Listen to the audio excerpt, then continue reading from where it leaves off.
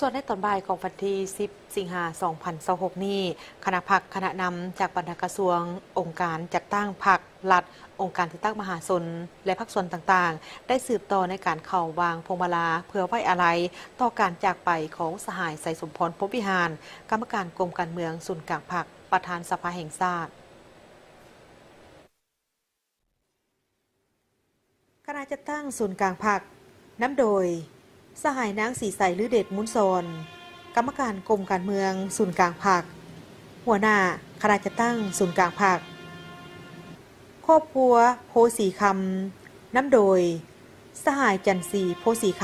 ำอดีตหัวหน้าคณะจัดตั้งศูนย์กลางพรรคสมาคมชาวเวียดนามอยู่สาธารณรัฐประชาธิปไตยปาตสุลาว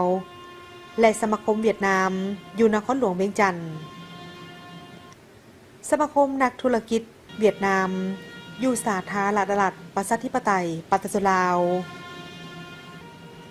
คณะครอบครัวการนำภาครัฐครอบครัวหล่าคำฟองนำโดยสหายพลเอกวิไลหล่าคำฟองกรรมการกรมการเมืองศูนย์กลางพรรค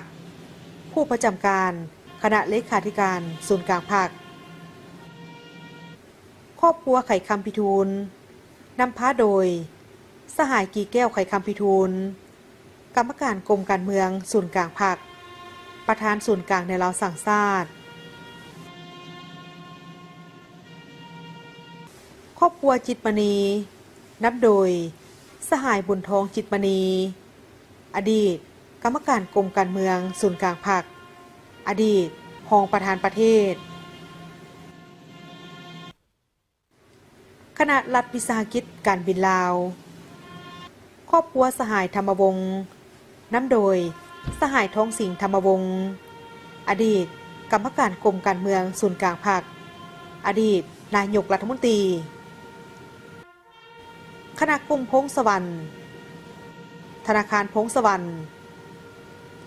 คณะกระทรวงสาธารณสุขนำโดยสหายใบคำคัทธิยะกรรมการศูนย์กลางพรรครัฐมนตรีกระทรวงสาธารณสุข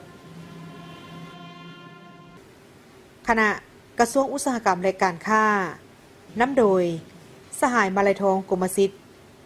กรรมการศูนย์กลางพรรครัฐมนตรีกระทรวงอุตสาหกรรมและการค้า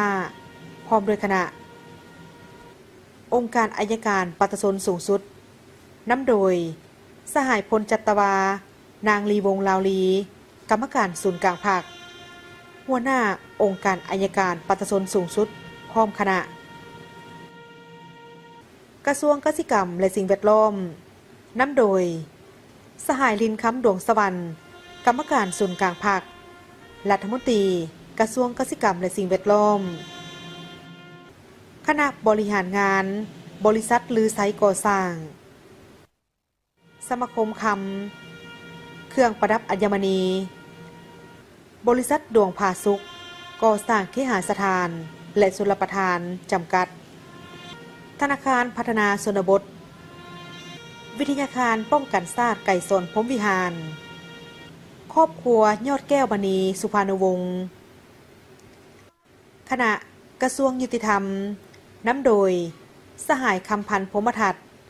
กรรมการกรมการเมืองศูนย์กลางพรรครองนายกรัฐมนตรีรัฐมนตรีกระทรวงยุติธรรมพร้อมคณะครอบครัวลาวลี